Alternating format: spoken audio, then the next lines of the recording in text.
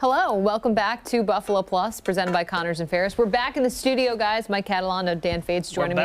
I'm Jenna Cottrell. A little bit to talk about, I feel like, this week. What did you say? Well, it's nice they're on a Sunday. Yes. It's been interesting. I had no idea what day of the week it has been. Back-to-back Thursdays for those games. Yeah. Shout out to Josh Vaughn for the first comment. Yeah. And Elliot Eisler for the second comment. And Don Grayson said he was almost first. So shout out to the first 3 people that commented. And was anybody commenting on the hoodie? No hoodie yet. No hoodie yet? What about the headband? Nobody's making fun of me yet. What was the one? It's early though. What was the one new username? Yeah, holding Fates accountable or something like that. So good. Amazing. Yes, that's what Jenna and I do all the time. Oh yeah. Today we had to really make sure we were on our game. Yeah, the podcast is good. Check it out. Yeah, we had a lot of fun. Yep. Quite a few taglines from that one, I would say. We talk running game. We did. Yeah. And Dan was wrong. Oh, hey, holding Fates accountable is here. Hey. What is Fates going to say to make us cringe? I don't know. Stay tuned. Stay tuned. That's the beauty of the show. Gosh. See? Oh my gosh. Brando loves the headband. Okay, great. Thank you. This is our first live show since we went over 20,000. Yeah. 20K. Thank you all. Yeah. We love what we do, and we always appreciate all the support. And in the beginning, when Dan came up with the idea to be on YouTube, I didn't know if it would work, but congratulations. And then, you were such a supporter of it. And you said we should really push this channel. should really push this channel. You guys are the worst. Couple more comments. It's been fun. Obviously, comments to the headband. Nice. Thank you. And Elliot says, I won't diss the hoodie since you pronounced my last name right. Well done, Dan. Wow. So I did it. What was the last name? Eisler. Eisler. Okay. And I'm usually terrible with last names. Or spelling. Well, spelling's the big one. Or Graham. Oh. Wow. See, she's mean. Or grammar. Okay, Dan will be the first to admit that his grammar is not always great. Your spelling is not always. That's the cutaway, Rusty. Shout out our director, Rusty, as well as Melody, our producer. They always do a great job. They know. They certainly know. They know. They are Rick also... Moody says it's actually 20.1 to be exact. Look at that. 20.1. Wow, we already picked up 100. Subscribers. Do us a favor and tell your friends who are Yes. also Bills fans about us, because... Even if people you don't like, but they're Bills fans, tell them too. We're going to start the show. We're going to take a quick break.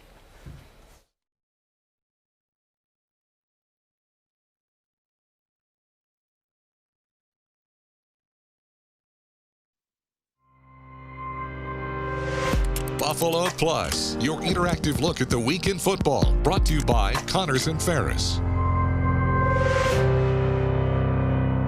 All right, welcome back to Buffalo Plus, presented by Connors and Ferris. Mike Catalana, Dan Fetes. I am Jenna Cottrell. Mike Catalana celebrating 35 years in the Rochester area, covering the Bills. We got to start with that. Wow. Look, let's also get into this Buffalo team. 9-3 on the season. You had your victory lap. Hey, you didn't even get to say we got to talk about a divisional game coming up. The Jets will be in town for this one. Also, the Bills moving into the top spot in terms of the AFC, but Von Miller now out for the season after an ACL tear. Look, the Bills didn't play on Sunday, but a lot has happened in this past week. No doubt about it, right? Everything was great on Sunday when you saw the losses, right? You see Kansas City get beat, you see Miami get beat, and then you fast forward to, Von Miller, and that's a big thing. It is, what they brought him in for was this time of the year, and they lose him. But on the plus side, somehow, you guys, this team survived. All of the stuff that went on, the traveling twice to Detroit, the short weeks, going on the road to play the Patriots, they got these wins done, and they're in good shape, at least in the standings right now. As we've said kind of after all those post-game blogs on the Buffalo Plus YouTube channel, was that, it didn't need to be pretty. They just needed to get the wins. To get 3 wins in 12 days, all away from Buffalo, says a lot about this team's mentality, and hopefully it's something that they can use to spring them forward like they've used in years past, like the Hail Murray. They went and ran the table afterwards, and last year it was the Tampa Bay loss. Yeah, I think that brings up a good point. If we've seen the team in the past be able to do that, but it seems like, you talk about winning 3 games in 12 days, that is a very gritty stretch. And this week at practice, we got to talk to the team about now being in the top spot in terms of the AFC, what that means. And I love this response from Jordan Poyer, because I asked, hey, it's human nature to look ahead and to process how would these things all look? Here's his response to my question about just not getting too far ahead of yourself. Look, none of it really matters at the end of the day, because if you don't handle what you got to handle this weekend, the whole scenario changes. And so being able to handle what we got to handle this weekend, you know, it starts with right now. There's still a lot of work to do, a lot of things that we need to work on. And we still got to win some more football games. You know, these ones in December matter. The ones in January matter. Yeah, that one in February matters too. And look, we know that team is trying to get to that spot. But I mean, I think it brings up the point of, you know, so much can change in this league. But the Bills, even after their struggles, even after some of those rough moments, they're still in control right now. You know, there are times we all think about the teams that the Bills play, and you sort of dismiss them.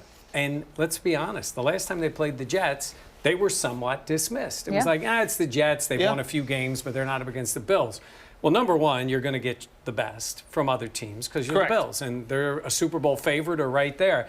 And secondly, I think we've found out in this league, if you don't play up to your ability, you are going to lose. Yeah. It's a rarity in this league where teams are so bad that almost no matter what happens, they can't win. Yeah. And I think the Bills have found that out. So the mindset that you say Jordan Poyer has, we've learned that with this team. Last year in Jacksonville, that was a horrible team, and they ended up losing that game. Well, I think it's good teams. We always talk about find ways to win, but the Bills are talented enough that they can win as long as they don't shoot themselves in the foot, as long as they're not the ones stubbing their toes, because we have seen red zone turnovers. We have seen careless plays defensively that have cost this team in their losses, because we can pretty much point to a couple of plays in their 3 losses and go, that play goes the other way, the Bills probably win. So I think the Bills are good enough, obviously, to win a Super Bowl and to make this run even without Von, but it's just making sure they don't get in their own way. Yeah, no, it's very true. Let's take a look at the standings, because I feel like if you were to tell Bills fans in the middle of November, they'd be like, I don't know, man. But obviously things kind of working out after the Chiefs had that loss, after the Dolphins had that loss on last Sunday. So that's something to consider. But obviously there's changes moving forward. Well, there is. And the one thing, if you look on these standings, right, you don't see the Miami Dolphins. It's because they're just below the Cincinnati Bengals at the moment. Now, the Bengals are trending up. The Ravens have an injury with Lamar Jackson. We'll see. But you're talking about, you know the way it works in these standings. It's division winners and then the wild cards. So that's why Miami is there. But keep this in mind. If you drop out of that number 1 spot, it changes. You're dropping to at least 5, potentially 6, like Miami is right now. So it's not just staying up to get the bye that first game. It's also avoiding 3 games on the road if you're going to do it in the playoffs. It's massive. And like I said, we've talked about, I think we talked about in the podcast today, the fact of the matter is that it really is, it's not a cliche. It starts with the division. And to have these 3 games is massive, because we're sitting there looking at the Bills season before going, they're 0-2 in the division before last week. It's crazy, because the fact of the matter is, also you didn't see on that graphic, if the Jets were to win this Sunday, they'd really be a half game behind the Bills in the AFC East. So everything's wide open still. Yeah, there's still plenty of business to get taken care of in terms of the team. And look, we know this team kind of turning a page now, as well as Von Miller now out for the season, having that knee surgery on Monday. It turns out that he got a scope done. There was ACL damage. So he is now not going to be around for the rest of the season.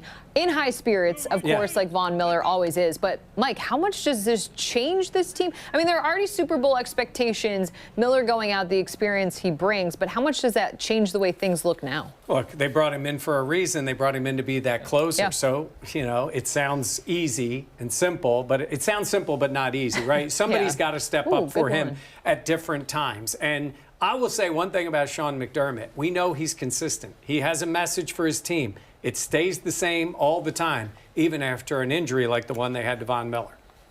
Yeah, our guys are resilient. You know, I'll give them that. They've shown that for the better part of this season. You know, we faced adversity, and this is no different, and just a different type of adversity. So, you know, we buckle down. Everyone does their job. Everyone does their 1/11th, and you do it better. And like I said earlier, you know, it's time to step up. You guys were up there on Wednesday. The team was just finding out about this with Miller. I don't know, Jenna, what it sounds like it really struck them because of the suddenness of it. Because my guess is in their conversations with Von, they thought he was going to be back. Well, that's the thing. I feel that's like what Von said. Everyone thought that. Yeah, Von Miller put out that he was hoping to get back, and then obviously the Bills, before the Patriots game, moved him to IR. But the situation was, the hope is he will be ready for the postseason, and that's kind of what the team believed as well. And then, you know, Sean McDermott, Dan and I were in the press conference on Wednesday when McDermott started his press conference like normal, and then was like, Yeah, you know, Von Miller had surgery. He will be out for the rest of the season. And it was like a blur, came over the room. Yeah, it was hard to pay attention to the rest of the press conference because it was shocking. And when he started the surgery, I knew that we had heard that he would need some repair at some point on the lateral meniscus, that there was some damage there. We didn't know that when he was going to say surgery, he was going to end by saying he's done for the season. Not only that it was more damage to the ACL than they originally thought, and the fact that it wouldn't be stable enough to play on, even with a brace or any of those things. So not only do they miss him for the rest of this season, but you're looking into next year, depending on what it was. And you said, you know, that it was unexpected that they said that. I mean, think about it. Von Miller went into that surgery probably thinking he was going to be back in 4 months. That's a crazy way to weeks. wake up. Yeah, absolutely. No, I mean, Jordan Poyer said he was shocked, but Dan, what is the recipe for this team to kind of move on and move forward now? Well, we always talk about doing your 111, but Mike, you've made a point before, and I think it's telling that you still need to rise up and make plays. And that was what Von Miller always did, was that when they needed a play at the end of the game, he was that closer. He was somebody they needed. And we've talked about Stephon Diggs on the offensive side, being the one that has stepped up. Yeah. We asked some of the players about how you handle a loss like this, and Shaq Lawson, I think, said it best. You got to continue to practice. You can't get down. Like, I mean, things like that happen. Like, if we too busy concerned about that, we're not worrying about the Jets or our next opponent, man. We just got to move on.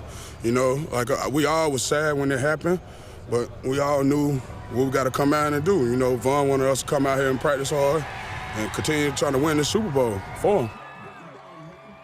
It's true. I mean, like I said, it's a cliche to just move on, but like, there's a game that's going to be played in a few days. The world these guys live in is injuries are part of it every week. It is something, you know, and they've had to do it without Micah Hyde. And then individual players. But when a player is lost for the season, that hits a little differently. But at the same time, we've talked about what Von Miller brings. It's in moments, and those big moments.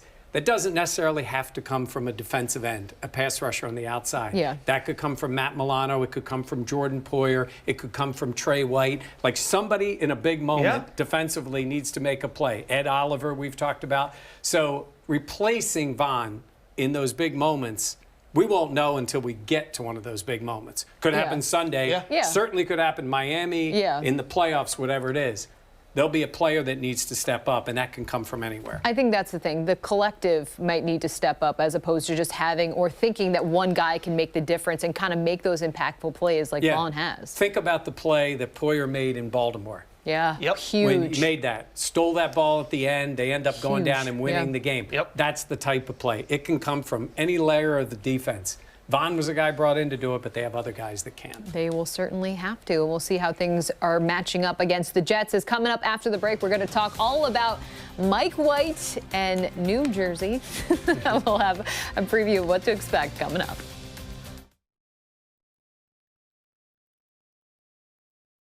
Mike White. Yeah. So last year we were down in Jersey, and Mike White was the celebrated guy. He had played great. They put his uniform in the Hall of Fame. He has a jersey in the Hall of Fame. That is wild. And then the Bills destroyed him. Now, he's got a better team around him. Correct. Better weapons. Garrett Wilson, man. He's now in, Dan knows, we talked with Garrett Wilson at the draft. Impressive. In Vegas. And again, I was talked to Mike Giardi from NFL Network. We'll get to what he has to say. But the fact of the matter is that unless you are maybe a Jets fan or an Ohio State fan, I don't think you realize how good Garrett Wilson is. On top of the fact that unfairly now, every rookie wide receiver is compared to Justin Jefferson or Jamar Chase. And they are just possibly two of the greatest all time. And all of a sudden we're sitting here going, well, Garrett Wilson isn't as good as them. It's like, no, duh. By the way, Garrett Wilson, I think, still has 4 touchdown receptions. 2 from Joe Flacco and 2 from Mike White. None from Zach Wilson. There was a question that I thought was worth getting to, wondering about Micah Hyde and kind of his thing. We have seen him ramp up his work on the side of practice, which is interesting. Interesting is a good way to put it. I think Joe Biscaglia from The Athletic brought it up in one of his articles. He is eligible to come back. You can come back off of IR at a certain point. He is around. He is out there working out. It's a neck. injury. It is, no doubt. But there's going to be a point where. Yeah, I agree. If it's the AFC Championship game. Hey, I get it. Yeah. I feel like the Bills have been quite, what's the word I'm looking for? Conservative? Yes. Yes, Thank I agree. you. We've also got Bills and Dolphins fans fighting in our chat. Oh, okay, we got to go. We'll be right back. All right, welcome back to Buffalo Plus, presented by Connors and Ferris. Guys, let's talk all about this Jets team because, as we know, the first time the Bills went there, it was not a great ending for Buffalo in this game. Josh Allen had a couple of interceptions as well. But what do you see from this Jets team, Mike? I like a lot of what they've done. I think they've started to build. I think Joe Douglas has done a good job. You know, there's going to be mistakes along the way. Zach Wilson might end up being that. But they built a team around it, and that defense can play. They seem to have pretty good spirit on that team. All the problems that they appeared to have at the beginning centered around the quarterback. Yeah. And finally, even though he beat the Bills, I don't just mean he wasn't playing well. He didn't take accountability. He wasn't, other players were noticeably in support of the backups. Yeah. Either one of them. Yeah. It was just get him out of the game. So, Dan, when you now look at this team in total with at least competent quarterback play, competent to good at times, they're a team you got to watch out for. The Jets were winning despite Zach Wilson earlier this year, or in spite. I'm not sure what the word is. Not great at grammar. Despite. But despite. But the fact of the matter In is, spite. I think it's in spite of. Yeah. Yes. Anyway, okay, you know what? I think you're right. The fact is that this defense is so good. And you know what? Last year, Robert Saleh, defensive-minded coach, all of those things. But he had to blitz a ton last year because they couldn't get pressure on the quarterback. Now Quinton Williams may be the best defensive player in football. Not best defensive tackle, the best defensive player. And they're able to get pressure with four. They have arguably the two best corners in the NFL right now with Sauce Gardner and DJ Reed. Like, they are playing at a very high level. And now they have a quarterback that they believe in. That's the thing. I think the quarterback is what's so different. And, of course, the defense obviously gives them a lot of confidence. But Mike White, I mean, it's very evident that he has galvanized the team in terms of guys want to play for him, vocal players, wearing T-shirts, all this stuff that say they want Mike White to be their guy. And, Mike, what do you see from him in that way? Because it is a difference between him and Zach Wilson. Well, it is. And sometimes I think when it's a guy that's a high draft pick like Zach Wilson, people are looking right away, show me something. And I don't think he handled any of it well. He really didn't. And accountability is a big thing. Then you got a guy like Mike White who comes from nowhere as far as the NFL is concerned and has shown flashes of that. And I think he's also the guy who connects with the players off the field in practice. They like him and they believe he can play. And that doesn't mean Mike White is a superstar. No. But that tells you where they were at quarterback. And they beat the Bills in that game. Which was one of the few times Zach Wilson played without making a big mistake. And they ran the ball well, and the defense came through. So they found a way to win. But it was addition by subtraction right away, I think, is the biggest thing for the Jets. Well, when Mike White played against Buffalo last year, it was not pretty for him. But obviously, I think he has more confidence this season. And Jordan Poyer even talked about just what he sees on tape and how it just looks different for the Jets. He's feeding the ball to a bunch of different guys. He's distributing the ball throughout the entire offense.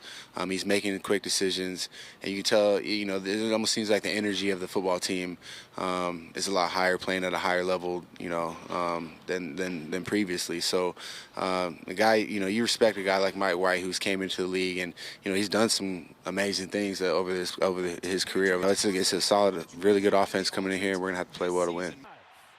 That they will. And then you mentioned the defense, and it's good. Yeah, they are good. They get after it. And Dan made the point about how the secondary now can cover. A year ago, Bills receivers were just running free and taking whatever they wanted against the Jets. It's different now. Their whole defense is different, and Josh Allen's noticed. Yeah, they're on a high-effort group. They're playing really good defensive ball right now. They got some playmakers over there. And obviously, last game, I didn't feel like I played very well. I made some boneheaded decisions, but learning from those and just trying to, like I said, just trying to make good decisions and end every drive in a kick, whether it be a punt, field goal, or PAT. In that first game, turned it over in the red zone going in, turned it over deep in your own territory twice, helped out that Jets defense, which in turn swung the game. And we've talked about the quarterbacks a lot. Sometimes those quarterback controversies can kind of break a team. I think it's galvanized the team. And I caught up with NFL Network's Mike Giardi, who said just that about the energy Mike White brings. You know, they probably sit there internally and say, you know, we had to sort of back our guy because he was the number 2 pick in the draft. But had he been competent, or had we made the change, we're probably 9-2, you know, or whatever the record is now. Like, they're 2 more wins. They should have beat the Patriots both times. Right. I saw those 2 teams, and the Jets are a more talented team than the Patriots. Giardi talks about how he had watched the New England-Indy game and said it was one of the worst offensive games he'd ever seen. And then he followed that up by watching the Jets-Patriots 10-3 barn burner. I said he is the under king so far this season covering games. No kidding. But this might be a low-scoring game, too. We'll see. Yeah, we'll have to wait and see. All right, coming up after the break, we're going to talk about injuries for Buffalo. Dion Dawkins, what his status could be like. We'll have it all coming up after the break.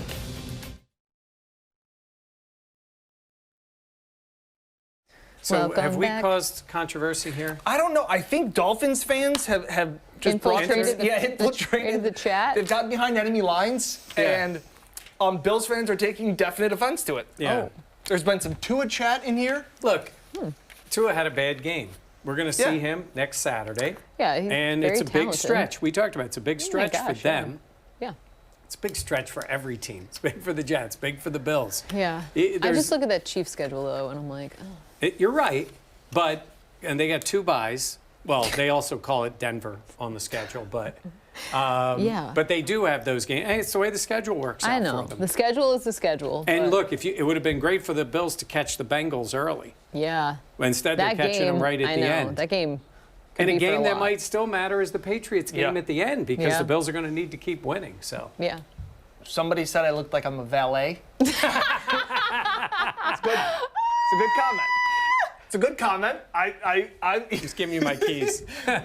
Touche. Yeah. Also, Daryl Barron was wondering when the picks will be out for tomorrow. Uncle Dan's best bets hitting at 57% this year. Wow. That's For pretty everybody impressive. that says I'm wrong, I've been pretty right on Bills picks on NFL picks. So It's the same thing. Same thing. In spite, despite. Okay, it's the same thing. So in spite of. Yes. Okay. So that's, Our by the way, producer, Jason, Melanie. she's talking to us in our ear. Yeah, there's producers. It's just nonstop. Oh my gosh. Yeah. Valet. I will never forget Better than that. name purse. All right. No, it's not. We're going to take a break. We'll be right back.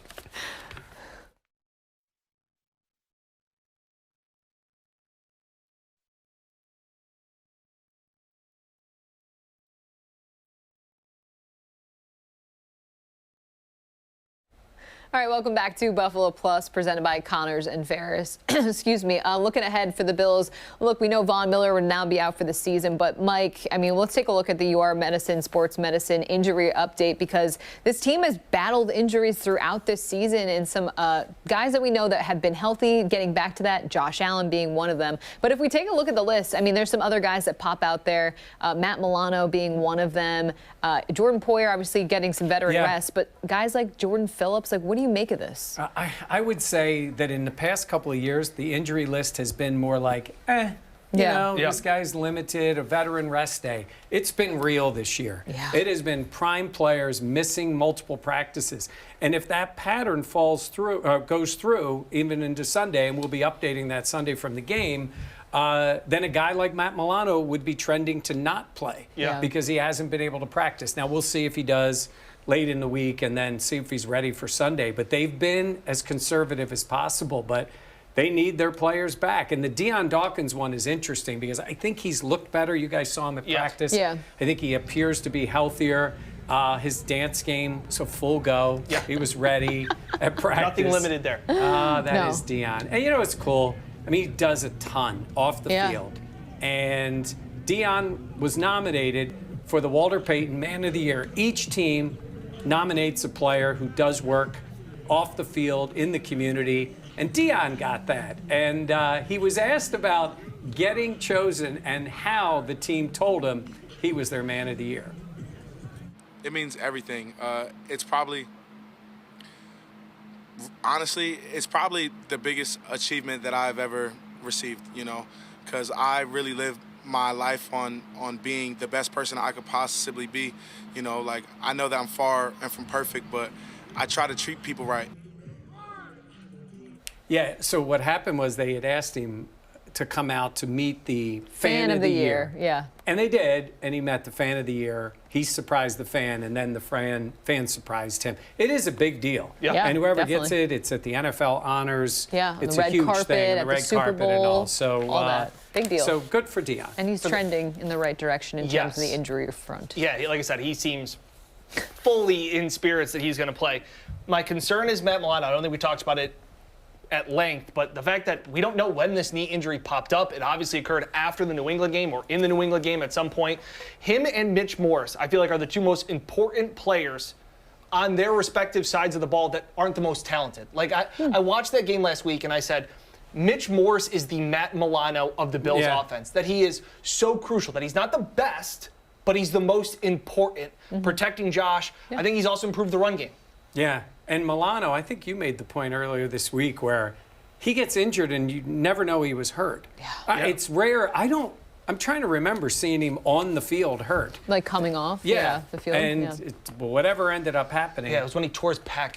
That was in Vegas. In Vegas. 2020. Yeah. He was like walking off like that. Yeah. That was the only time. That's a rarity. But this one, they need him on the field. We'll see if he plays on Sunday. Yeah, definitely something to look out for. Of course, follow us on Twitter. We'll have plenty of updates when the Bills release their inactives and what that means for Milano and the rest of the team. But as we jump ahead to our picks, we're going to get to that in a second. But first, a quick word from our great sponsor, Greg Connors, just about what he expects from this Bills team against the Jets and what Josh Allen has to look out for. Because this Jets defense is the old Belichick defense. They are tough as nails, and they've got great team speed there. That team defense speed is phenomenal. So I think this is the game where you're going to see Josh build on the confidence from the Patriots. If he can perform at the level that we're used to Josh performing at and do it consistently without the turnovers, I think the Dolphins game is where we're going to see Josh being Josh. Two things about that. The no turnovers thing has been huge for this team moving forward. And then also, a lot of Bills fans happy to hear the possibility of that in terms of the Bills against the Dolphins and Allen feeling close to 100%. All right, we're going to take another quick break. But before we go, we're going to talk all about our picks and predictions for this one as the Bills, they're well seasoned in their handshake game. We'll have more coming up.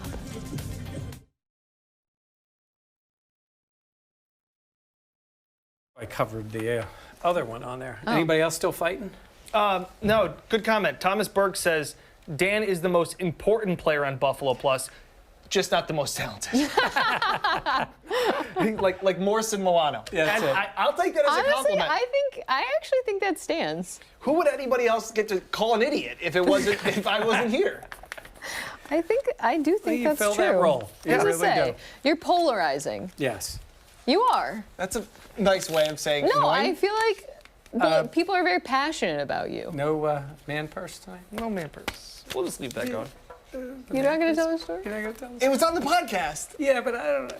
Oh. Real quick, we had a little minor going back into the country incident. People were very Detroit? nice going back into Detroit when we were traveling for the game. You just had to get out of the car. And they said, go inside, leave your phones in the car, and just go in. So we did. It was quickly resolved. But as Dan was going in, the representative of the United States government said to you, leave your man purse. And then you said, what? And he said, leave your man purse. Dan has a side body, crossbody. Like a fanny pack, whatever. Little that sounds a lot better. I have the same one. Yeah. Oh. And it's very useful. Yeah, keeps everything in there.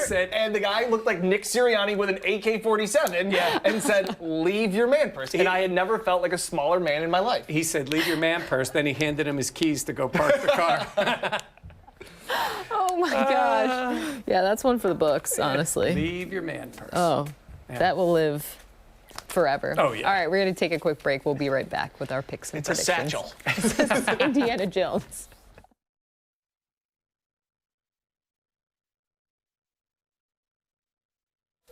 All right, welcome back to Buffalo Plus, presented by Connors and Ferris. All right, the Bills, Jets. Dan, I want to start with you. What do you expect from this game? What's your prediction, and what do you think about in terms of the score? I think the Bills game at New England was their get-right game. I think it got them back on track. I think they're rolling in the right direction. Offensively, they've still got some things to work out, but I think the Von Miller injury this week galvanizes the team to rally around.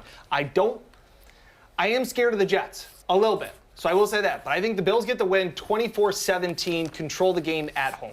This is not your same old Jets team, so I completely agree with you. But I think the Bills owe the Jets in this game. Earlier on in the season, when Buffalo went to MetLife, the Bills got embarrassed in that game. They did not play well. Now, when the Jets are coming to Buffalo, I think it's a different story. I think this team will, like Dan said, kind of come together around the Von Miller news. I also think that Josh Allen feels better. He feels healthier, better decision-making, better plays, more offense. I have it a close game, but I have the Bills winning this one 27-21. All right, the last game was about turnovers, and the Bills were the ones that gave it up. But if you remember a year ago, they get to Mike White, and they got the turnovers. I think that happens again. I think this defense comes up with a few big plays. I think the Bills are in control, somewhat like the game with New England. I have the Bills winning it 27-17.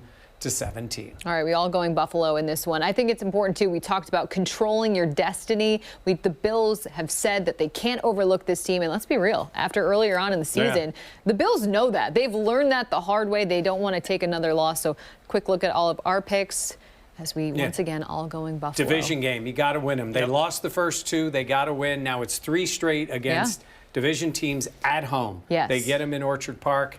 Patriots at the end of the year, and we know the Dolphins next Saturday. A big stretch for this Buffalo team. And as always, please be sure to subscribe to the Buffalo Plus YouTube channel. Just scan that QR code right on your screen. That'll take you directly to our page. For Mike Catalana and Dan Fetes, I am Jenna Cottrell. Thank you so much for joining us here on Buffalo Plus, presented by Connors and Ferris.